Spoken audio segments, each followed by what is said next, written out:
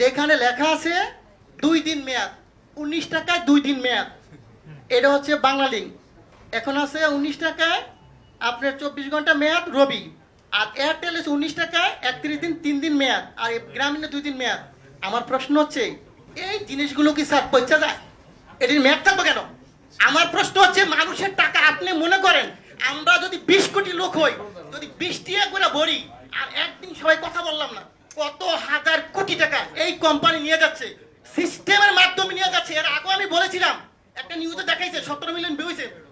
ওদিক থেকে উচিত ছিল এই সিস্টেমটাকে বাংলাদেশে বন্ধ করে দেওয়া। আমি বারবার বলেছি গরিব মানুষ ভিক্ষা করে, সে 20 টাকা ভরে, আপনি হয়তো জানেন না। আজকে বললাম সে তার মা মারা গেছে, বাপ মারা গেছে, সে কথা বললো না, তার মানে আমার টাকা চলে যাবে? ওয়াই কেন? এই গ্রামীণ ফোন কোম্পানি বা অন্য কোনো কোম্পানি এরা কারা? এরা আপনাদেরকে না জানে হাজার হাজার কোটি টাকা সিস্টেমের মাধ্যমে নিয়ে যাবে।